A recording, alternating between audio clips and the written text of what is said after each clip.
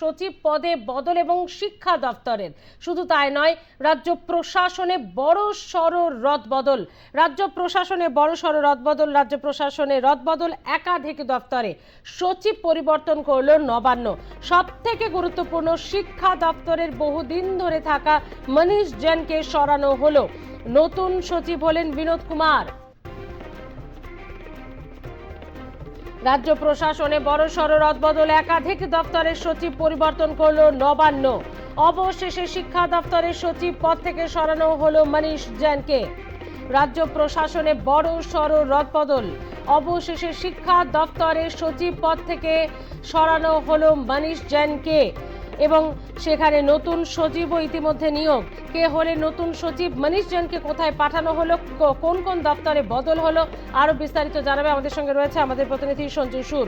সঞ্জু, শিক্ষা দপ্তরের মতো গুরুত্বপূর্ণ সচিব পর্যায়ে বদল, বিস্তারিত জানবো আর কোন কোন ক্ষেত্রে এই রদবদল?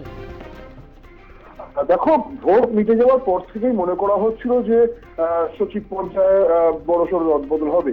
এর আগেও দু একটা রদবদল হয়েছে, জেলার ক্ষেত্রে দু একটি রদবদল হয়েছে, চেঞ্জ করা হয়েছে। কিন্তু সচিব পর্যায়ে রদবদলের যে ক্ষমতা ছিল সেটা আলটিমেটলি দেখা গেল গতকাল রাত্রের দিকে এই তথ্য পাওয়া গিয়েছে। একদম খুব গুরুত্বপূর্ণ একটি দপ্তর সচিব শিক্ষা দপ্তর।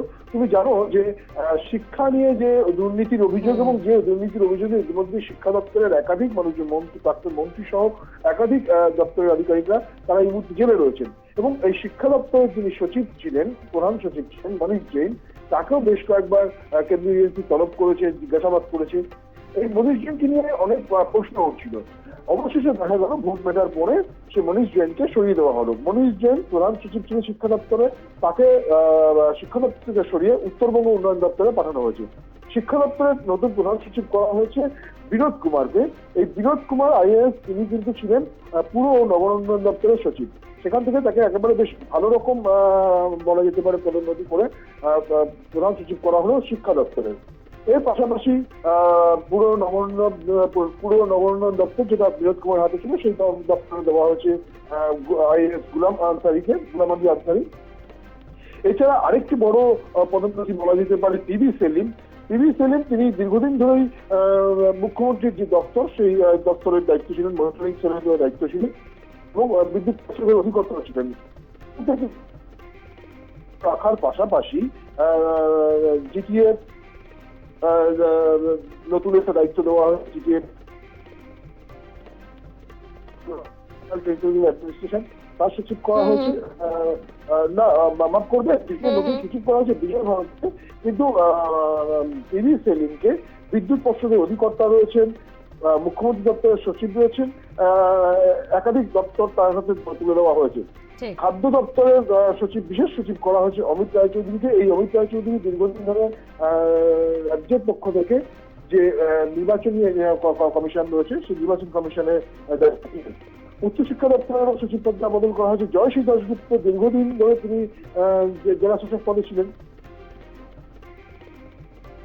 একেবারে আপাতত ধন্যবাদ সঞ্জু তোমাকে। শিক্ষা দপ্তরের সচিব মনীষ জৈনকে সরানো হলো এবং এই পাশাপাশি শিক্ষা দপ্তরের পাশাপাশি আরো অনেক সচিব পদে রদবদল করা হয়েছে। অবশেষে শিক্ষা দপ্তরের সচিব পদ থেকে বদল, মনীষ জৈনকে পাঠানো হলো উত্তরবঙ্গে।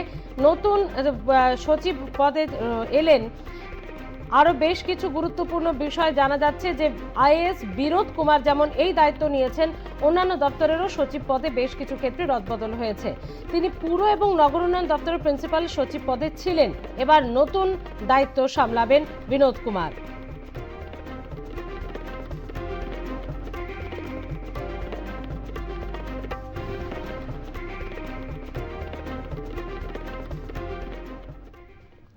ফিরহাদ হাকিমের বিতর্কিত